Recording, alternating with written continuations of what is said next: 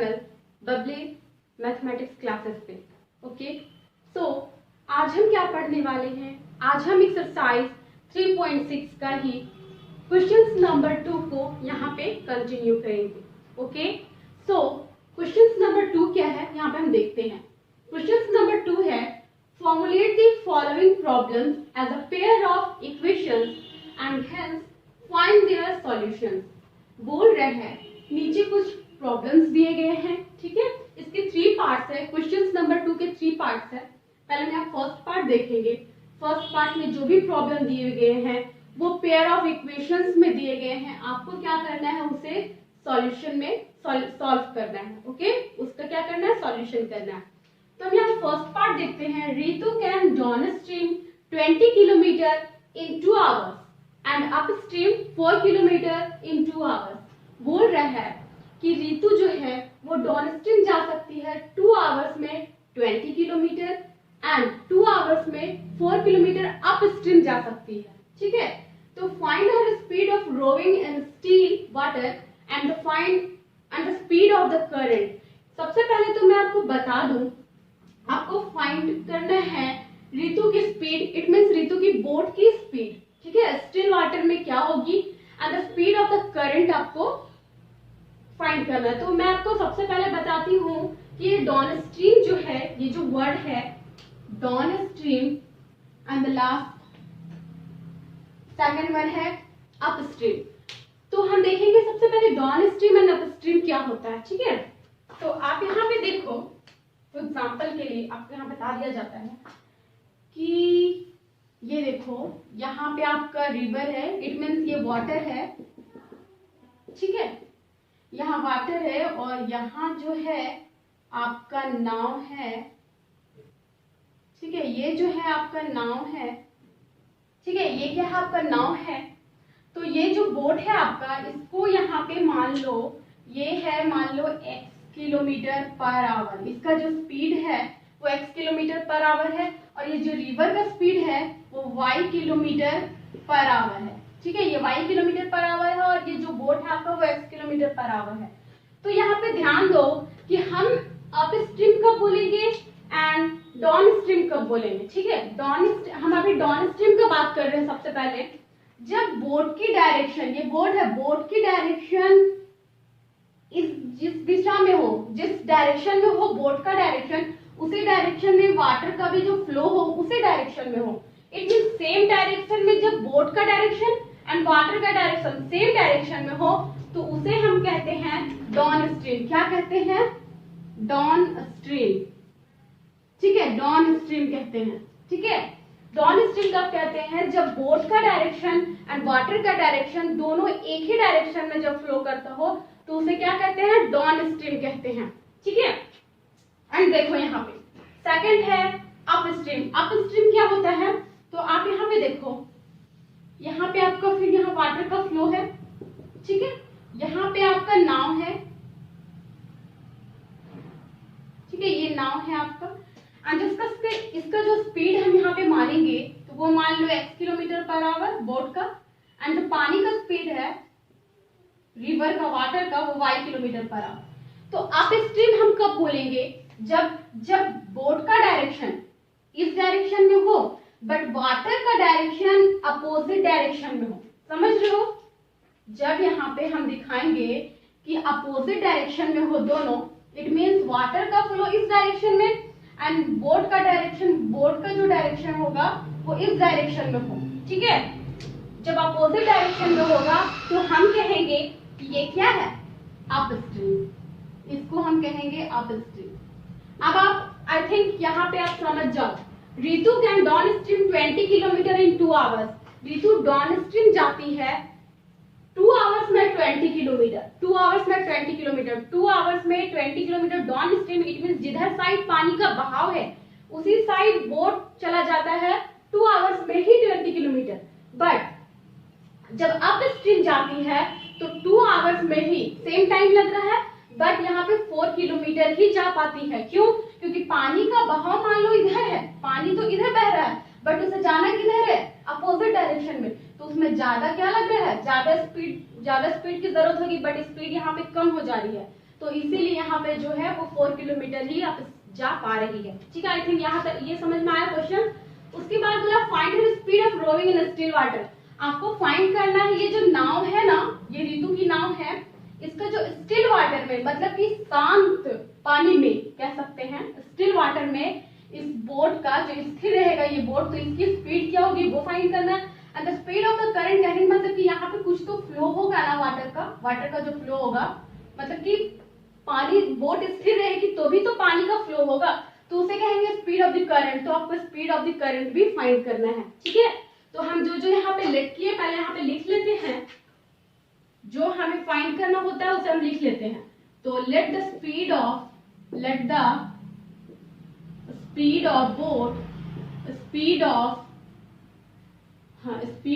Boat in still water,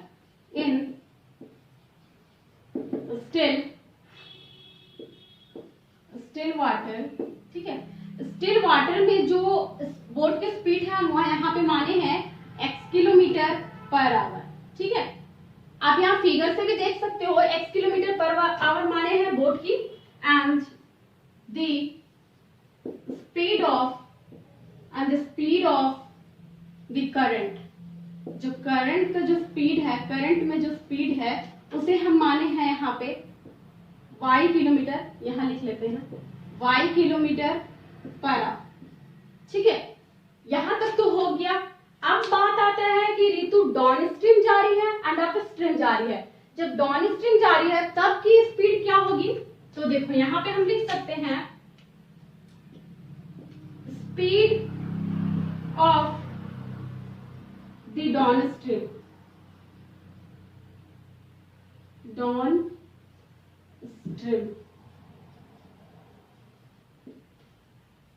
ठीक है।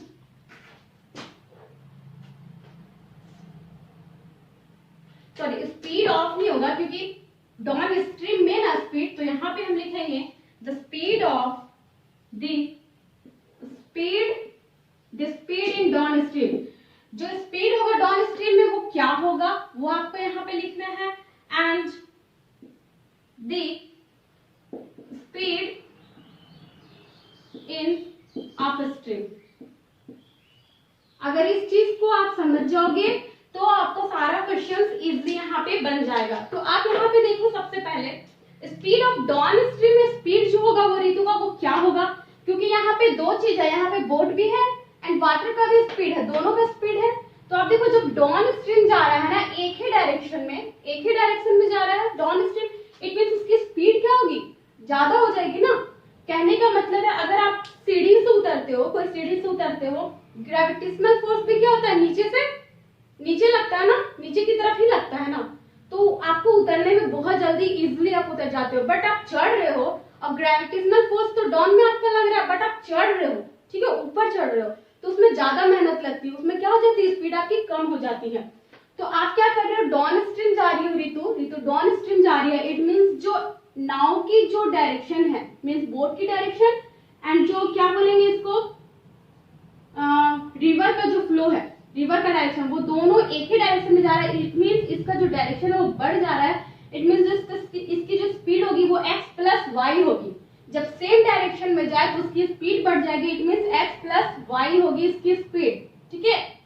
And the second बोला है, सेकंड क्या बोला है, अप स्ट्रीम। अप स्ट्रीम में क्या होता है, नाव तो मेरा एक डायरेक्शन में जा ही रहा है, बट उसका जो वाटर का फ्लो है वो अपोजिट डायरेक्शन में जा रहा है, तो इसकी स्पीड कम होगी, इसलिए यहाँ पे सब्ट्रैक्ट करेंगे, ठीक है। ये वाला ट्रिक आपको पता होना चाहिए। जब स्पीड कम हो गई, अपोजिट डायरेक्शन में है, इट मींस अप स्ट्रीम है, तो आपको सब्ट्रैक्ट हो जाएगा यहाँ पे, क्योंकि स्पीड कम हो गई तो माइनस। एंड जब स्पीड आपकी तेज हो गई, एक ही डायरेक्शन में जा रहा है, तो स्पीड भी तेज होगी, तो इसीलिए x प्लस में y दोनों का स्पीड क्या हो जाएगा, आपका ऐड हो जाएगा। अब आप यहाँ पे देखो, यहां तक समझ में आया। तो एक फॉर्मूला आपको पता होना चाहिए कि स्पीड इज इक्वल टू होता है डिस्टेंस बाय टाइम, ठीक है। ये फॉर्मूला आपको पता होना चाहिए, तब हम आगे क्वेश्चंस को इजीली यहाँ पे सॉल्व कर सकते हैं। ये चीज पता है, स्पीड इज इक्वल टू क्या होता है, डिस्टेंस बाय टाइम, ठीक है। तो अब देखो हम क्वेश्चंस के अकॉर्डिंग यहाँ पे बनाते हैं।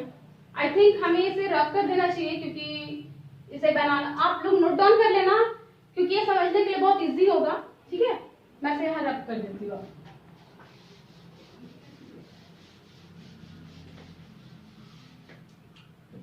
देखो यहाँ पे आप लोग जब तक क्वेश्चंस को अच्छे से नहीं समझेंगे सॉल्यूशन अच्छे से नहीं होगा। तो हम एक फॉर्मूला यहाँ पे ऑलरेडी हम जानते हैं कि speed is equal to distance by क्या होता है, टाइम होता है। सो आपको क्वेश्चंस के अकॉर्डिंग यहाँ पे बनाना होगा।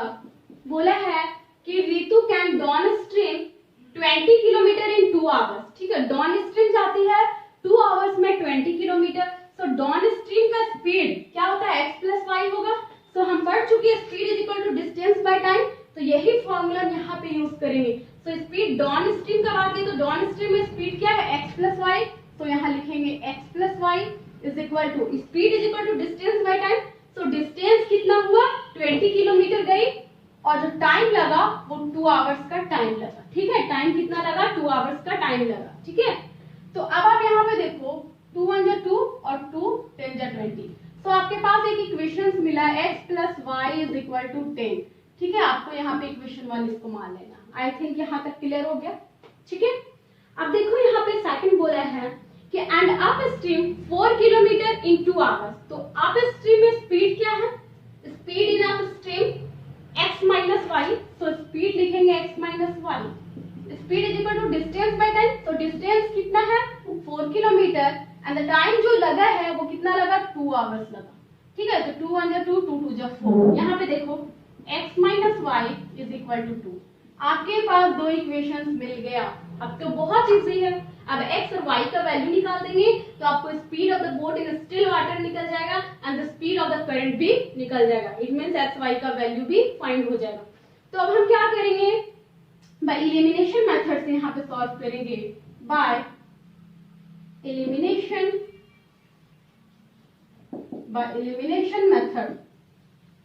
ठीक है, एलिमिनेशन मेथड से हम करेंगे तो आप यहाँ पे देखो कि हमें क्या करना होता है, किसी एक वेरिएबल को सेम करना होता है। तो यहाँ प्लस वाई माइनस वाई है, दोनों यहाँ पे क्या दिख रहा है, अपोजिट दिख रहा है। प्लस माइनस तो कैंसिल होता है एंड द सेम वेरिएबल है वाई वाई। तो यहाँ पे हम ऐड कर देंगे। तो यहाँ पे लिखेंगे adding equation 1 and equation 2। Adding equation 1 and 2। तो यहाँ पे देखो आप, मैं यहाँ पे रब करती हूँ क्योंकि अब इसको रब करना पड़ेगा। आप लोग नोट डाउन कर लेना। ठीक है,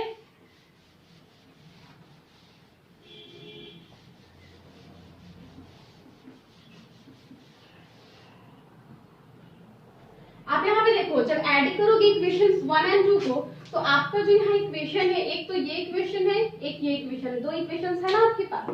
तो आपको दोनों इक्वेशंस को ऐड करना है। तो इक्वेशंस है, फर्स्ट इक्वेशन है x plus Y is equal to 10। Second equation है x minus Y is equal to 2। Add कर रहे हैं तो प्लस प्लस प्लस ही, कोई कुछ नहीं करना पड़ेगा यहाँ पे। यहाँ देखो आप कि plus Y minus Y cancel हो जाएगा, x 2x हो जाएगा इज इक्वल टू 10 प्लस 2, यहाँ क्या हो जाएगा 12। तो यहाँ पे लिख सकते हैं x इज इक्वल टू 12 और 2 मल्टीप्लाई में है तो यहाँ डिवाइड में 2 1 जा 2 2 6 जा 12। तो आपको x का जो वैल्यू मिला वो क्या मिला, 6 मिला। x इज इक्वल टू 6 मिल गया। अब x का वैल्यू मिल गया तो हम y का इजी कर सकते हैं। तो लिखेंगे कि putting the value of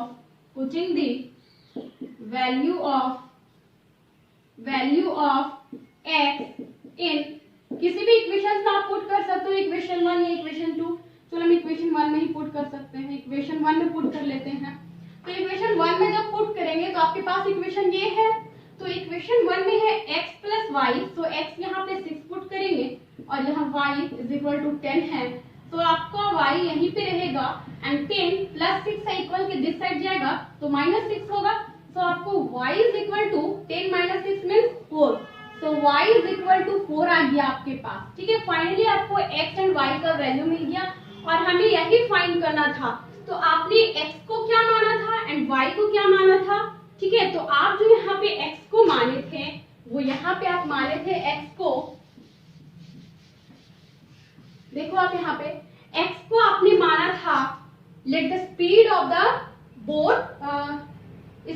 boat in still water, है ना। तो आप यहाँ लिख सकते हो फाइनली यहाँ आंसर में कि hence the speed of the speed of the boat in still water.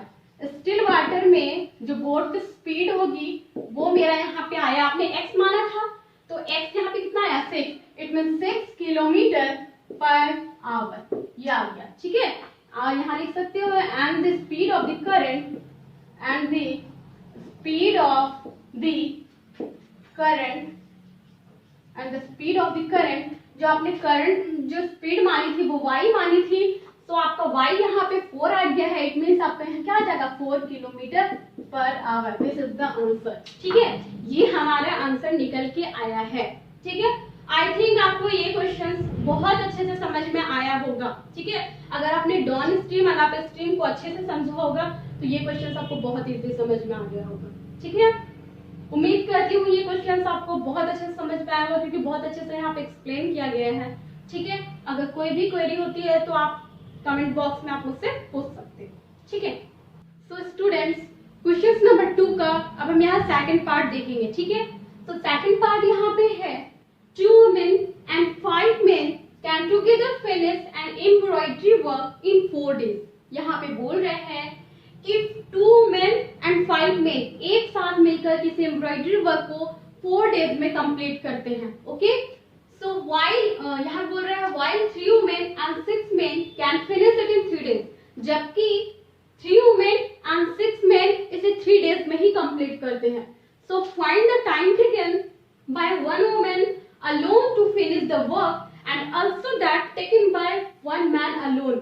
तो आपको यहाँ पे फाइंड करना है कि एक अकेली औरत और एक अकेला मैन, एक अकेला क्या बोलेंगे, एक अकेली वुमेन एंड एक अकेला मैन यहाँ पे कितने दिनों में किसी कार्य को पूरा करेगा, किसी वर्क को पूरा करेगा, वो आपको बताना है। ठीक है, कितने दिन का टाइम लगाएगा एक सिंगल मैन कितना दिन का टाइम लगाएगा। ठीक है, और एक सिंगल वुमेन कितने दिन का टाइम लगाएगी। ओके, तो क्वेश्चंस यहाँ पे जो है जो फाइंड करने हैं हम उसी को लेट करते हैं।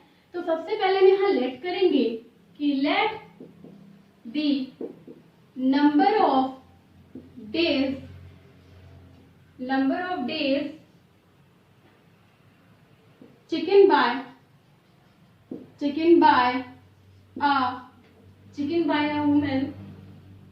taken by a woman।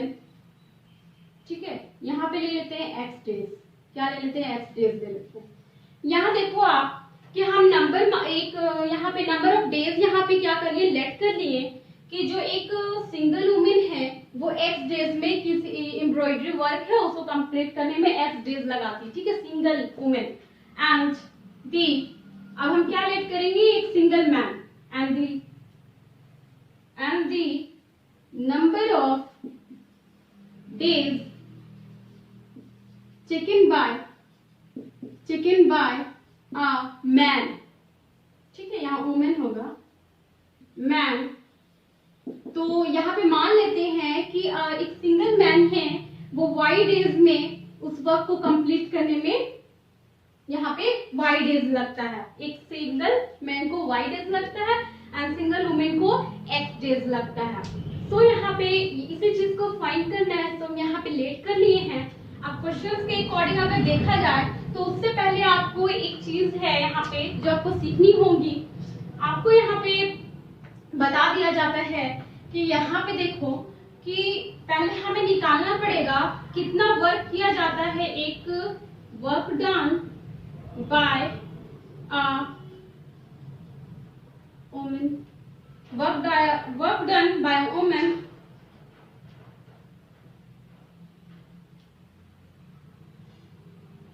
work done by a woman per day। तो पर डे किसी वुमेन के द्वारा जो है वुमेन, हाँ ठीक है, पर डे भी लिख सकते हो या वन डे भी लिख सकते हो यहाँ पे। ठीक है, इन वन डे या पर डे जो भी लिखिए, इन वन डे लिख देते हैं यहाँ पे, इन वन डे।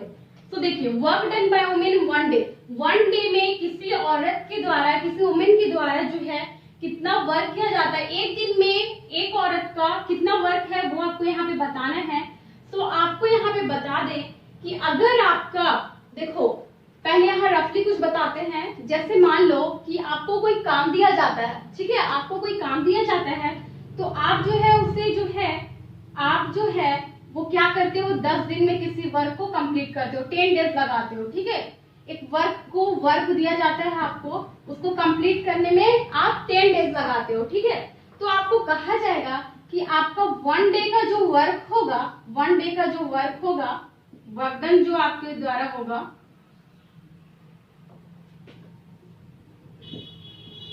यहाँ देखो आपके द्वारा जो वर्क डन होगा 1 डे का, वो कितना होगा।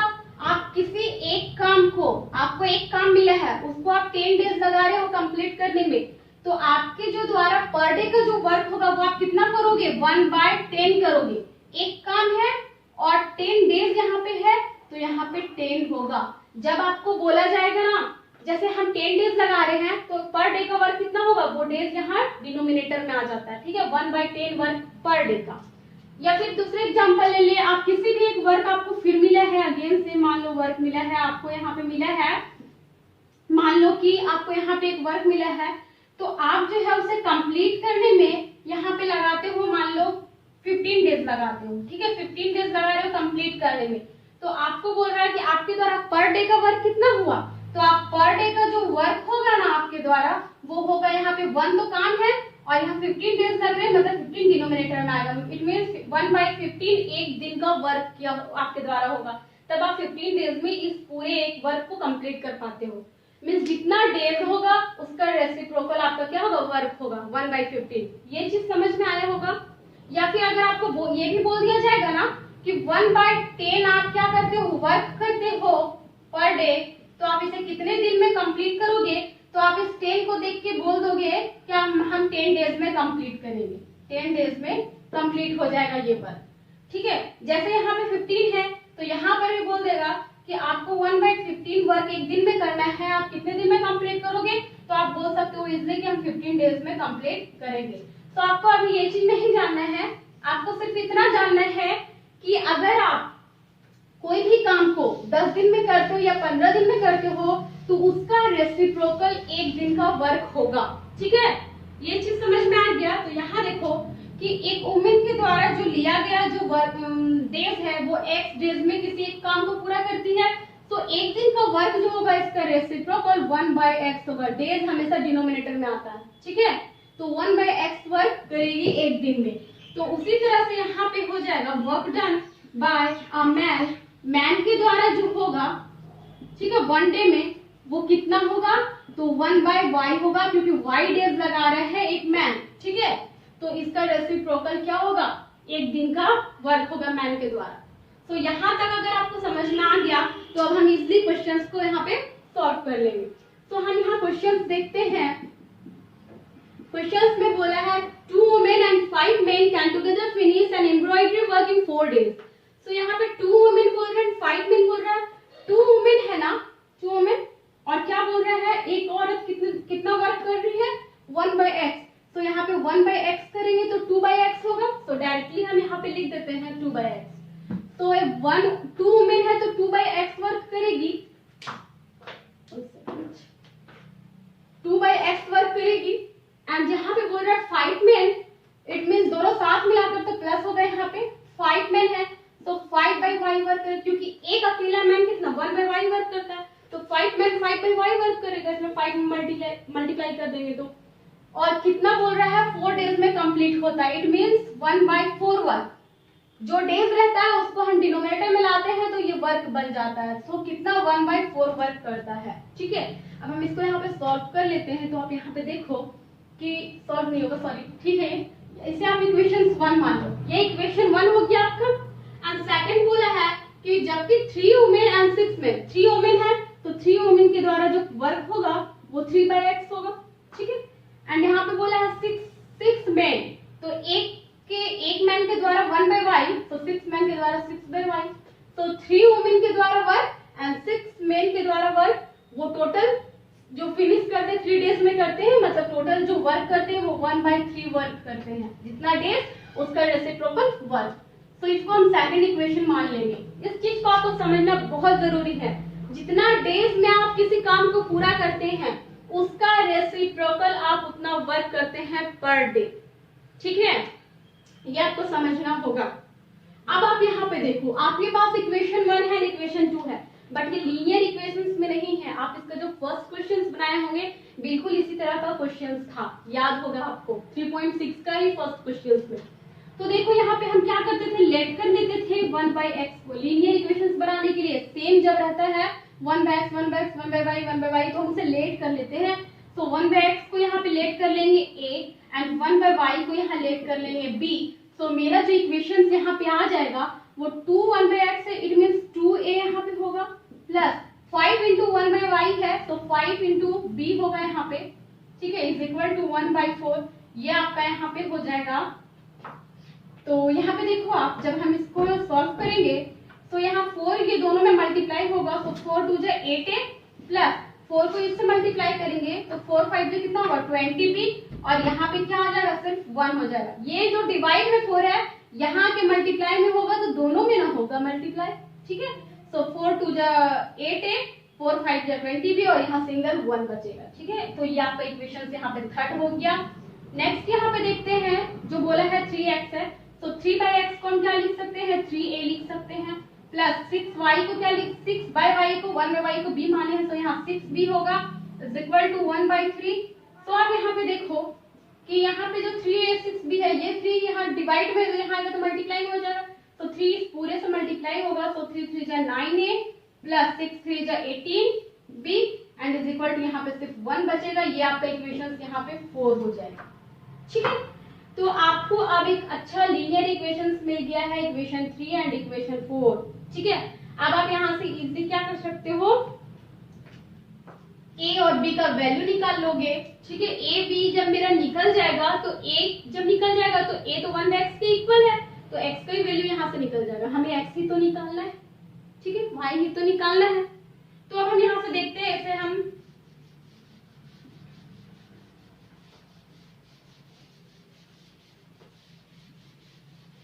आप देखो यहाँ पे इक्वेशन 3 एंड 4 है, तो हम यहाँ पे एक काम और कर सकते हैं। यहाँ पे हम यहाँ जो इक्वल में 1 है तो इक्वल इधर आएगा तो -1 होगा ना, तो यहाँ -1 इक्वल टू 0 लिख देते हैं। ठीक है, ये जो इक्वल की इधर है हम इसको इधर ले आते हैं तो -1 यहाँ भी होगा और यहाँ इक्वल में 0 होगा। ठीक है, ऐसा हम क्यों कर रहे हैं, क्योंकि हम क्रॉस मल्टीप्लिकेशन का यहाँ यूज करेंगे। आप किसी भी मेथड का यूज कर सकते हो। ठीक है, सो बाय क्रॉस मल्टीप्लिकेशन से यहाँ पे हम सॉल्व करेंगे तो लिखेंगे यहाँ by cross multiplication, by cross multiplication method. हम यहाँ पे क्या अप्लाई कर रहे हैं, क्रॉस मल्टीप्लिकेशन मेथड अप्लाई कर रहे हैं। तो आप यहाँ देखो इक्वेशन 3 और 4 को देखोगे आप लोग, क्योंकि 3 4 से कर रहे हैं तो आपको यहाँ पे क्या कौन कौन सा टर्म है, a है, b है वेरिएबल और एक कांस्टेंट 1 है, यही ना है। तो जब आपको a के लिए लिखना है, यहाँ b के लिए ऑलरेडी हम यहाँ माइनस लगाते हैं। ठीक है, और यहाँ पे 1 है और ये क्या होता है, इक्वल होता है। यहाँ देखो a जब लिख रहे हैं तो हम क्या करेंगे, a वाले टर्म को हाइड कर लेंगे। ठीक है, a वाले टर्म को हाइड कर लेंगे तो आपके पास जो बचेगा, यहाँ देखो ये दोनों इक्वेशंस में देखना आप लोग, ये इक्वेशंस में देखना, ठीक है, और ये इक्वेशंस में देखना। यहाँ देखो हम क्या कर रहे हैं, a वाले को हाइड कर रहे हैं तो 20b इंटू -1 है, तो 20 इंटू -1 -20 होगा, तो यहाँ लिखेंगे -20, यहाँ माइनस का साइन लगता है। उसके बाद यहाँ देखो a आपका हाइड है तो यहाँ 18 भी है, यहाँ -1 है, तो 18 इंटू -1 -18 होगा, तो यहाँ लिखेंगे -18। अब b वाले टर्म को लिख रहे हैं तो b को हाइड कर लेते हैं, दोनों b को हाइड कर लेते हैं। तो आपका यहाँ पे 8a है, यहाँ -1 है, तो 8 इंटू -1, तो यहाँ पे क्या हो जाएगा, -8 होगा, यहाँ ऑलरेडी माइनस लगता है। और b वाले को हाइड कर रहे हैं तो यहाँ देखो 9 है, यहाँ -1 है, तो 9 इंटू -1 -9, तो यहाँ पे लिख दिए। अब 1 वाले इट मींस कांस्टेंट वाले टर्म में आ जाते हैं, तो आप यहाँ 1 को हाइड कर दो तो a और b वाले वेरिएबल के कोएफिशिएंट दिखते हैं।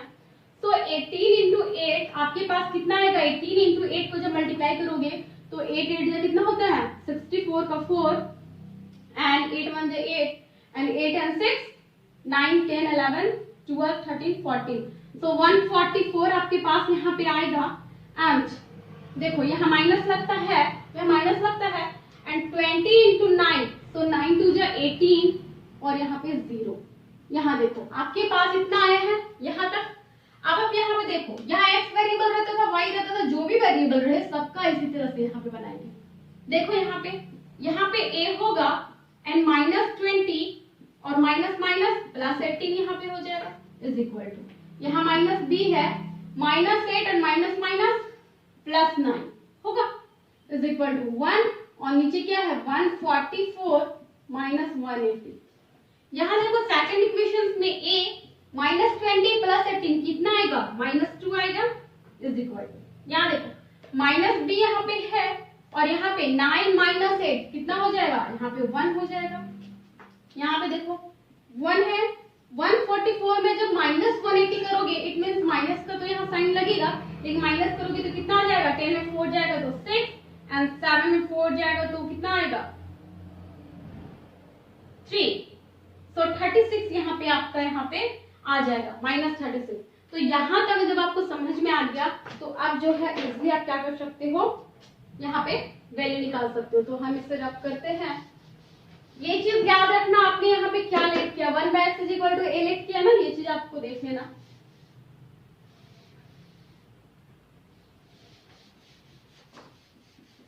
अब आप यहाँ पे देखो, यहाँ पे हम किसी दो इक्वेशंस को कंपेयर, दो टर्म्स को कंपेयर करेंगे, किसी दो नहीं कांस्टेंट टर्म वाले के साथ कंपेयर करेंगे। सो a by -2 है तो यहाँ पे हम कंपेयर करेंगे, तो यहाँ लिखेंगे comparing first and third term. हम फर्स्ट और थर्ड टर्म को क्या कर रहे हैं, कंपेयर कर रहे हैं। सो फर्स्ट मेरे पास है -a/2 है एंड थर्ड जो आपके पास है वो 1/-36 है। ठीक है, यहाँ देखो a/-2 = 1/-36 है। तो आप यहाँ देखो माइनस माइनस तो पहले कैंसिल हो जाएगा, आपके पास a यहाँ पे है और ये जो 2 है ना वो यहाँ पे आएगा, इट मींस मल्टीप्लाई में, तो 1 × 2 हो जाएगा, ये डिवाइडेड बाय 6 है, 2 1 जा 2 और यहाँ पे 18 2 जा क्या होता है 36 होता है। तो आपको जो a मिला है वो कितना मिला, 18 मिला है। ठीक है, तो a का वैल्यू क्या है आपको 18 मिला। अब आप यहाँ पे देखो, अब फिर अगेन हम कंपेयर करते हैं, again comparing second and third. हम सेकेंड एंड थर्ड टर्म को क्या कर रहे हैं, अगेन क्या कर रहे हैं, कंपेयर कर रहे हैं। तो सेकेंड मेरे पास है -b/1 इक्वल टू, थर्ड है 1/-36। यहाँ देखो यहाँ b है, -b/1 है, यहाँ तो हम b रहने देते हैं। ये जो 1 है यहाँ पे जाएगा, सो यहाँ पे हो जाएगा, ये जो माइनस है यहाँ पे देखो कि ये जो माइनस है यहाँ पर भी माइनस है, तो -b = ये 1 यहाँ जाएगा तो 1 और यहाँ पे -36, तो यहाँ पर भी माइनस है, यहाँ पर भी माइनस है, तो ये माइनस माइनस कैंसिल हो गया, यहाँ पे सिर्फ आ जाएगा आपके पास b = 1/36। आपके पास क्या आ जाएगा, b = 1/36। ठीक है, b = 1/36 आ गया है और यहाँ पर a = 1/18 आया है। सॉरी हम मिस्टेक कर रहे थे, हम 1/18 है ना, तो 1/18 आया है। देखो आपको a का वैल्यू पता चल गया, b का वैल्यू पता चल गया, तो अब आप इजीली क्या कर सकते हो, x एंड y का वैल्यू भी फाइंड कर सकते हो। आप लोग नोट करते जाना, ठीक है। तो हम यहाँ पे देखो, हम यहाँ पे जानते हैं हम क्या लेट किए थे, अगर a मेरे पास 1/18 आया है तो हम a का वैल्यू यहाँ पे लेट किए थे 1/x। क्या लेट किए थे, 1/x को ही ना a लेट किए थे, तो 1/x = 1/18 आया है। तो आप यहाँ ध्यान दो, इसका रेसिप्रोकल करेंगे तो x = यहाँ पे क्या आ जाएगा 18। तो आपको x का वैल्यू क्या मिल गया, 18 मिल गया। ठीक है, उसी तरह यहाँ b जो मेरा आया है 1/36 आया है, तो हम b को लेट किए थे 1/y और यहाँ पे 1/36 है, तो यहाँ पे इसका भी रेसिप्रोकल करेंगे तो यहाँ देखो y = 36 आ जाएगा। देखो आ गया, तो x का वैल्यू आ गया 13 एंड y का वैल्यू आ गया 36। तो अब आपको इजली यहाँ पे आपका जो फाइंड करना था वो आप फाइंड हो गया। सो आप यहाँ पे लिख सकते हो हेंस आपने x को क्या माना था, आपने x को माना था number of days, hence number of days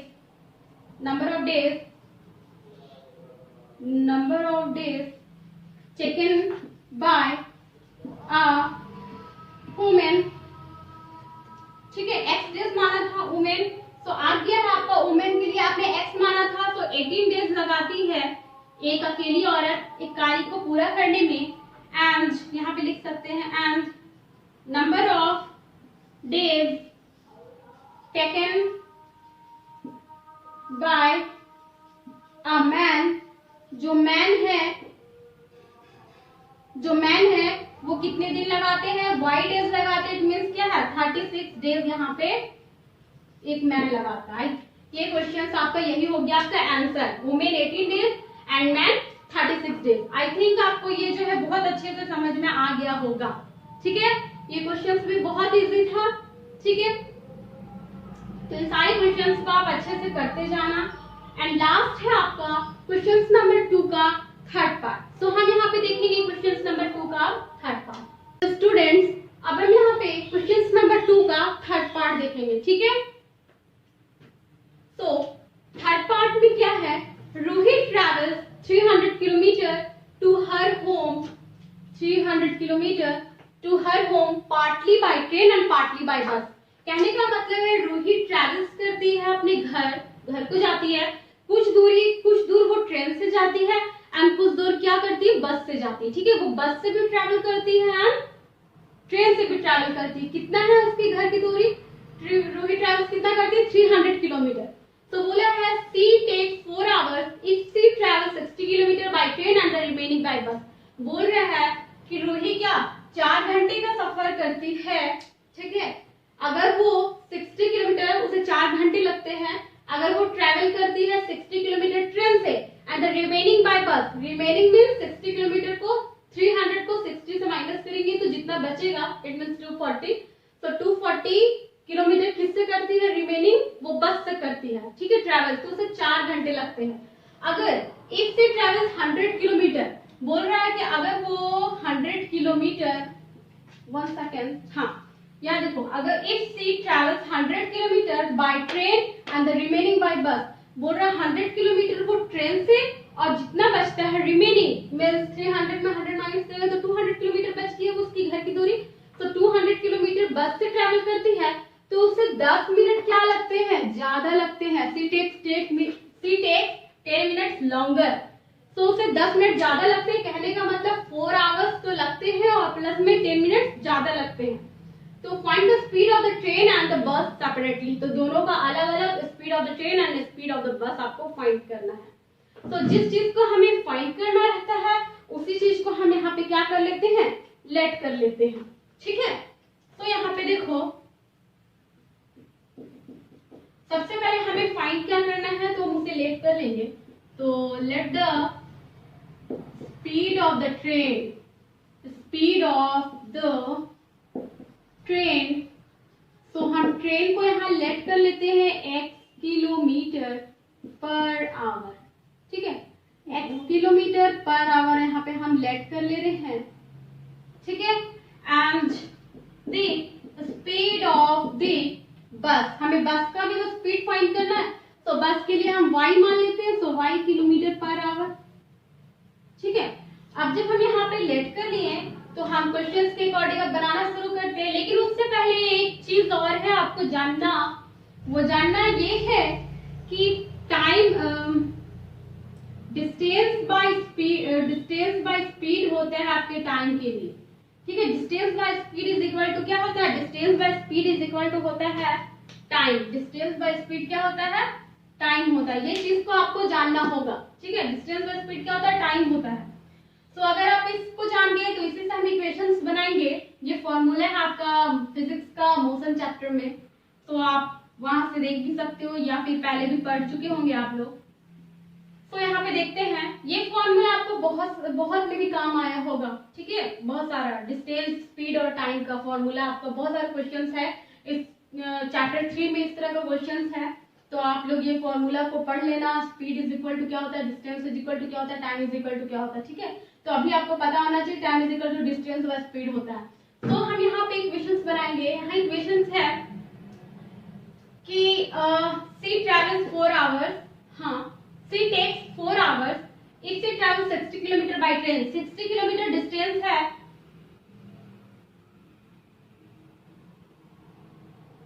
1 second, हाँ 60 किलोमीटर बाय ट्रेन। तो 60 किलोमीटर है आपका यहाँ पे 60 किलोमीटर एंड 60 किलोमीटर, ठीक है। तो 60 किलोमीटर क्या बोला है ट्रेन के लिए, तो यहाँ 60 बाई एक्स होगा। यहाँ पे एक्स किसको माने हम, ट्रेन के लिए माने हैं, क्योंकि स्पीड क्या है ट्रेन की, x किलोमीटर पर आवर है। तो यहाँ पे 60 इसका डिस्टेंस है, वो बस से ट्रेन से ट्रैवल करती है 60 किलोमीटर। तो 60 किलोमीटर ट्रैवल कर रही है बाय बस से, तो बस का सॉरी मिस्टेक हो रहा है यहाँ पे, ट्रेन से ट्रैवल कर रही है 60 किलोमीटर। तो ट्रेन का स्पीड हम यहाँ पे लेट किए हैं x किलोमीटर पर आवर, तो डिस्टेंस बाय स्पीड हो गया प्लस, और जो कुछ दूरी जो रिमेनिंग बचती है ना दूरी, तो आप यहाँ पे 300 और माइनस कर लेना। 300 में 60 को माइनस करोगे तो आपको मिलेगा 240 किलोमीटर। तो 240 किलोमीटर क्या करती है, वो ट्रैवल किससे करती है, बोला है रिमेनिंग बाय बस। तो बस का स्पीड कितना है, y किलोमीटर पर आवर, और उसे जो है टोटल जो है बस से और 60 किलोमीटर ट्रेन से एंड 240 किलोमीटर बस से जाने में उसे कितने लगते हैं टाइम कितने लगते हैं 4 आवर्स। तो यहाँ 4 लिख देंगे। तो आपका ये इक्वेशन बना, तो इसे इक्वेशन 1 लेट कर लेना। अब देखो यहाँ सेकंड में क्या बोला है कि इफ से ट्रैवल्स 100 किलोमीटर बाय ट्रेन। अब 100 किलोमीटर बोला है ट्रेन से, तो ट्रेन की स्पीड है x प्लस जो रिमेनिंग बोला है अंदर रिमेनिंग बाय बस, तो रिमेनिंग 300 में माइनस करेंगे 100, तो 200 किलोमीटर रिमेनिंग। तो वो 200 किलोमीटर किससे कर रही है, बाय बस से कर रही है। तो बस का स्पीड है y और उसे कितने घंटे लग रहे हैं, तो she takes 10 minutes longer, it means 4 hours तो लग रहे हैं, और क्या लग रहे हैं यहाँ पे 10 मिनट ज्यादा लग रहे हैं।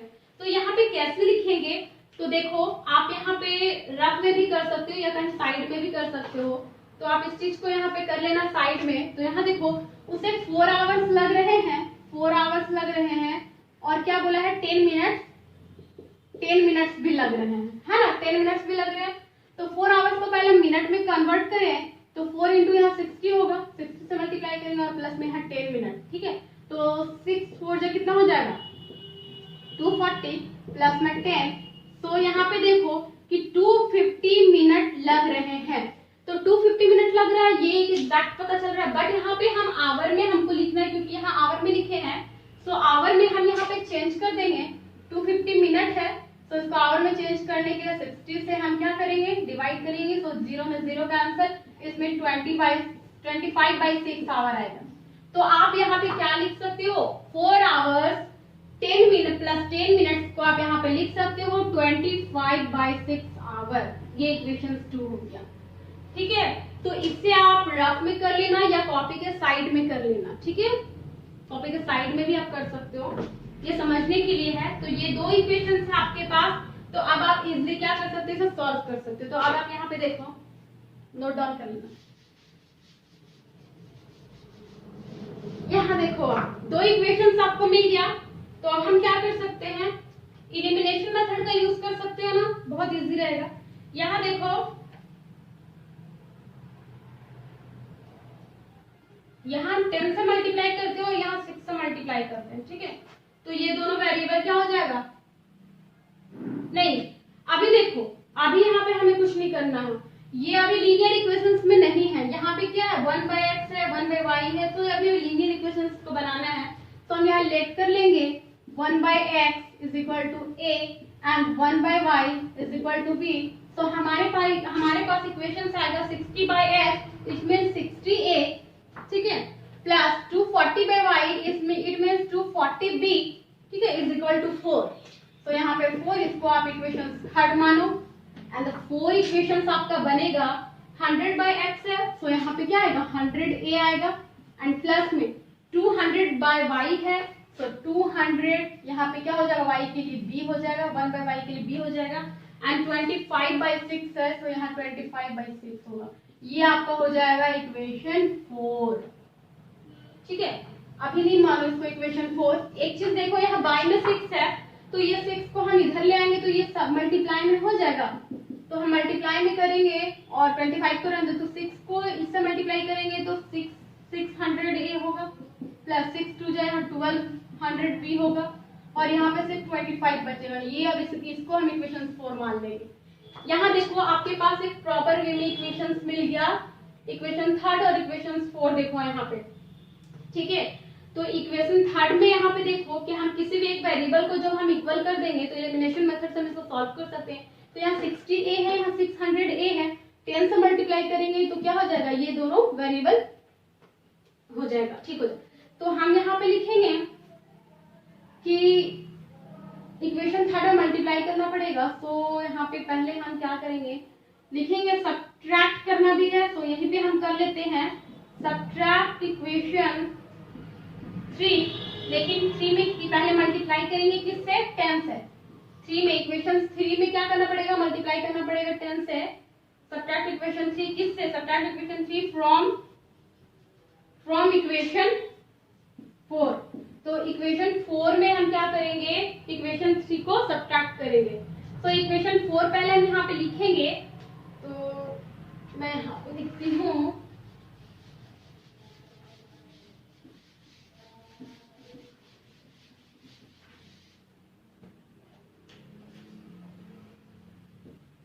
देखो आप यहाँ इक्वेशन 4 हमारे पास है 600a प्लस में 1200b और इक्वल में 25 है। उसी में हमको क्या करना है, इक्वेशन 3 को सब्ट्रैक्ट करना। तो इक्वेशन 3 यहाँ पे और 10 से मल्टीप्लाई करना है। तो इक्वेशन 3 है 60a, तो 10 से मल्टीप्लाई करेंगे तो 600a हो जाएगा, एंड 10 से मल्टीप्लाई करते जाओ तो यहाँ पे हो जाएगा 2400 हो जाएगा, और यहाँ b, और यहाँ पे 4 को 10 से मल्टीप्लाई करेंगे तो 40 होगा। हमें क्या करना है, सब्ट्रैक्ट करना है, तो यहाँ सब्ट्रैक्ट करेंगे, ठीक है। अब सब्ट्रैक्ट करो तो यहाँ पे देखो कि ये दोनों तो कैंसिल हो जाएगा, यहाँ पे क्या आएगा, माइनस में 1200b, ठीक है। 1200 में 2400 माइनस करेंगे तो माइनस 1200b आएगा, और यहाँ पे 25 माइनस 40 करेंगे तो यहाँ पे 15 आएगा, माइनस में 15 आएगा, तो माइनस माइनस आपका कैंसिल हो जाएगा। तो b इज इक्वल टू आपको यहाँ पे मिलेगा 15/1200, ठीक है। अब आप इसको यहाँ पे कैंसिल करो तो यहाँ देखो 5 3 जा 15 हो जाएगा, या फिर देखो 15 मान 15 15 8 जा आपका यहाँ हो जाता है 120, और यहाँ 0 1/80, ठीक है, 1/80 यहाँ पे लिख देते हैं। तो b का जो वैल्यू आया है वो 1/80 आया है, b का वैल्यू कितना आया है, 1/80 आया है, ठीक है। b का वैल्यू कितना आया, 1/80। तो b का वैल्यू 180 आया है, तो हम पुट कर देते हैं b का वैल्यू, तो a का भी निकल जाएगा। So putting the value of b in equation, हम किस में पुट कर देते हैं, किसी भी एक इक्वेशन में पुट कर देते हैं। चलो हम इक्वेशन 4 में पुट कर देते हैं। तो इक्वेशन 4 में हम जब पुट कर देंगे तो आप यहाँ देखो इक्वेशन 4 जो आपके पास है वो 600a है, यहाँ पे 600a प्लस में 1200 क्या है आपके पास, b है। तो b का वैल्यू यहाँ पे क्या है, 1/80, तो यहाँ 1/80 करते हैं, और इक्वल में क्या है 25 है, यही है ना। ये 0 से ये 0 कैंसिल, 8 से यहाँ पे कट जाएगा, तो 8 1 जा 8, यहाँ 15 टाइम्स में 120 आ जाएगा ना। हाँ, तो 15 यहाँ पे 15 आ गया है। तो अब यहाँ पे देखो